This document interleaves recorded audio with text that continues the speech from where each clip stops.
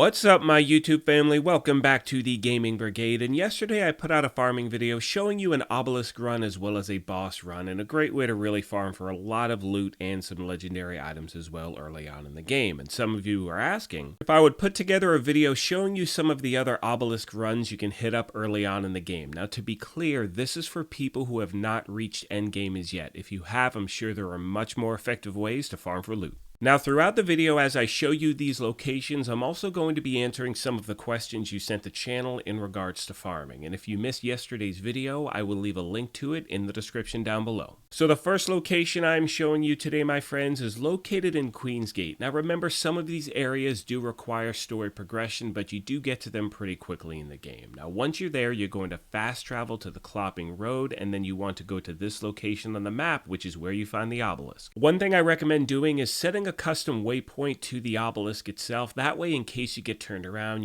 let's say you run into some enemies and you're not sure really which way to go after that encounter happens, you don't have to open up your map like 100 times and keep checking. Now, one thing about this location is that it does take you about a minute to get to when you load into the Clopping Road. However, once you've actually taken out the boss, you quit the game and you reload again, you'll be at a respawn location, which is about 30 seconds closer. Now, one thing I like to do at any of these obelisk locations is take out all the smaller enemies first and then just focus on the boss itself. You can see we have Drill the Troll, and one of the benefits about this location, in my opinion, is that the enemies are pretty weak sauce in this area. You should not have a hard time taking them out, regardless of how you play this game or what class you're using. There's a lot of different things you can run behind. It all really matters, on your gameplay and things like that. Now, you can see here, once I take the enemy out, he does wind up dropping a legendary, which brings me to a question a lot of you are asking, which is, what is my actual loot luck level at this point in the game?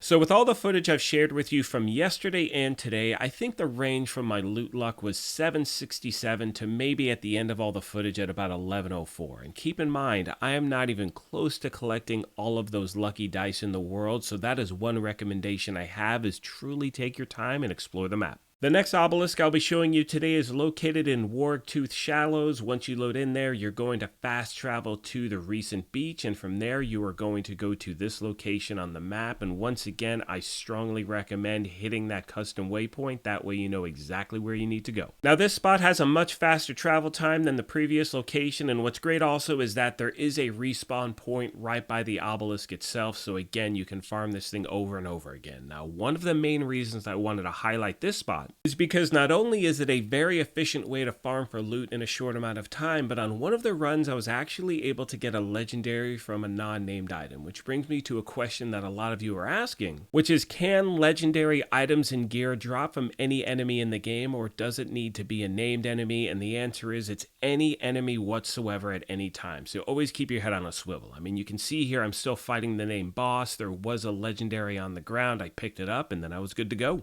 Moving on to our next spot, which is located in the Weep Wild Dankness, you're going to go to the fast travel location, Busted Ass Ruins, and from there you're going to travel to this point on the map. Now, the only downside to this location is the fact that there is no respawn point in between where the actual loading area is and where the obelisk is. So again, it's going to take you an extra minute or so to redo this over and over, but it is definitely worth your time. Now, some of you reached out in yesterday's video asking, what is the point of farming spots over and over for gear if you haven't gotten to endgame or if you haven't gotten to level 40? And the main reason you want to do that is because, obviously, as all of you know by now, is that the enemies in this game scale along with you as you level up. So as you become stronger, so do your enemies. But what that also means is that the current gear you have equipped as you're cruising along will feel less powerful as you progress. Therefore, what I do is hit up these farming areas every 2 to 3 levels that I gain. That way some of my gear scales with me as I move along, because it does make progression that much easier. The last location I'll be showing you today is located in Mount Craw. Now, the reason I saved this one for last is I actually highlighted this spot in yesterday's video. Now, once again, you go to Mount Craw, you're going to fast travel to the Furious Gorge, and once you get there, you're going to make a right and go to this part on the map. So the main reason I focused on this spot in yesterday's video was because the named boss Pigwort is at this obelisk location, and to the best of my knowledge at that point, he was the only named boss that could drop the golden pickaxe of blistering, which is a melee weapon that you definitely want to pick up as early as you can in the game. However, from all of your feedback, so many of you reached out to the channel saying you saw the pickaxe drop from multiple different areas on the map, different bosses, just random enemies, things like that. So it is not locked behind a specific location. Now at this point, I don't know if certain named bosses have a higher drop chance of actually getting certain things, but as I get more information, I will definitely pass it along. With all that being said, my friends, I'm going to start to wrap this up. I need to take a moment and thank you for your ridiculous support of this channel. My farming video yesterday is about to hit 12,000 views in less than a day, or it's just been over a day. And the point is, I've never had a video do so well that quickly, so I am sincerely thankful for all of your support. Many of you may be new here as I just started covering this game, and one of my goals at the channel is to create a toxic-free gaming environment where people work together and help each other out. So if you have any tips or tricks you want to pass along, please let me know in the comment section down below. As I've said multiple times in multiple videos, I'm going to be doing a bunch of content for this game. I sincerely appreciate your being here. Like I mentioned at the beginning of this thing, if you happen to be new here, feel free to hit that subscribe or join button. We would love for you to be a part of our gaming family. If you enjoyed this, you could hit that like button as well. But most importantly, take care of yourselves, be kind to each other, and we will talk to you soon. Thanks again, everyone.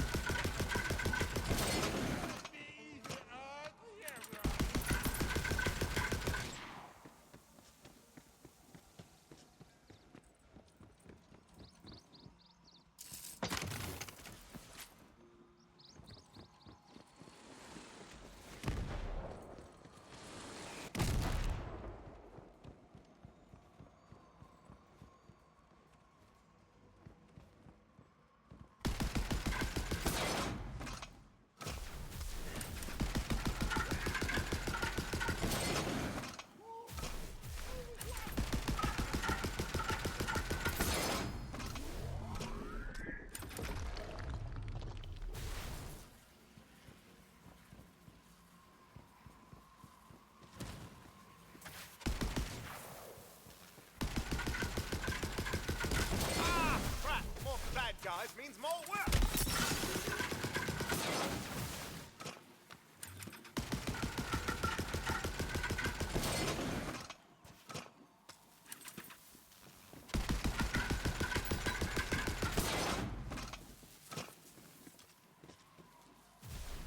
Let's see. If I'm here, then that means. Wait, what does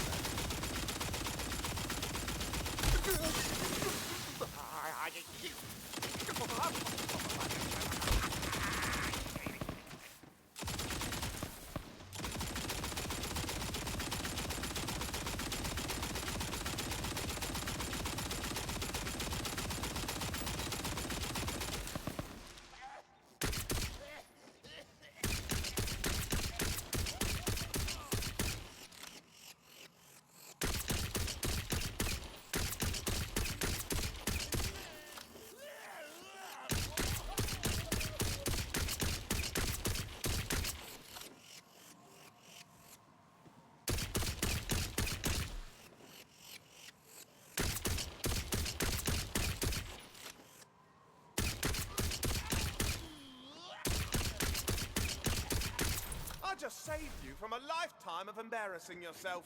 You're welcome.